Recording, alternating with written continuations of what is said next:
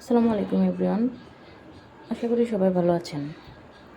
আজকে আমি তৈরি করব নরম তুলতুলে রসালো দুধ চিতই পিঠা। প্রথমে আমি এখানে 2 কাপ আতপ চাল নিয়ে নিয়েছি। চালগুলোকে ভালোভাবে ধুয়ে 3-4 বার ধুয়ে পরিষ্কার করে নিয়েছি। এবার পানিগুলো ঝরিয়ে এখানে গরম পানি দিয়ে দিচ্ছি। গরম পানি দেওয়া হয়ে গেলে কিছুক্ষণ ঢেকে রেখে দেব, প্রায় 1 ঘন্টার মতন। তারপর ঠান্ডা হয়ে গেলে পানিটা ফেলে দিয়ে একটি ব্লেন্ডারে চালগুলো দিয়ে একটি ডিম ভেঙে দেব। ডিমের সাথে দিয়ে দেব 1 কাপ ভাত, সাথে সামান্য পরিমাণ লবণ।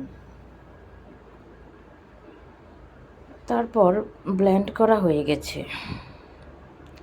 একদম মসৃণভাবে ব্লেন্ড করতে হবে, যেন কোনো দানা দানা না থাকে।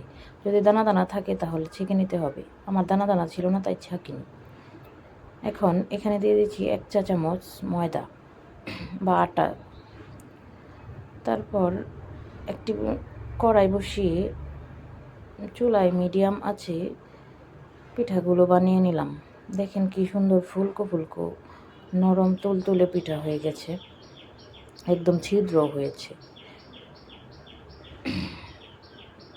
তারপর একটি ফ্রাই প্যানে কিছুটা চিনি নিয়ে নিয়েছি, দিয়ে দিচ্ছি সামান্য লবণ, এলাচ এবং তেজপাতা। ভালো করে নাড়াচাড়া দিয়ে চিনিটাকে হালকা লাল করে ক্যারামেল করে নেব। এখন ব্রাউন কালার হয়ে গেছে। তারপর এখানে দিয়ে দিচ্ছি 1 কেজি পরিমাণ দুধ। দুধটা দিয়ে ভালো করে নাড়াচাড়া দিয়ে ক্যারামেলগুলো ভেঙে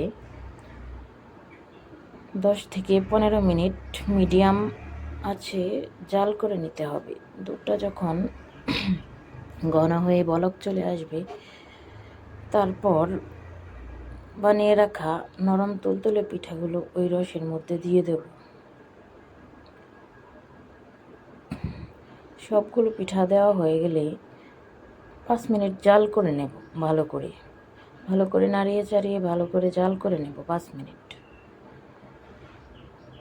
জাল শেষে উঠিয়ে রাখবো, সারা রাত ভিজিয়ে রাখবো। তারপর সকালের লুকসটা দেখেন, খেতে খুব মজা হয়েছিল। একদম রসে ভরা তুলতুলে নরম দুধ চিতই পিঠা মুখে দিতে মিলিয়ে যায়। খুব মজা হয়েছিল খেতে।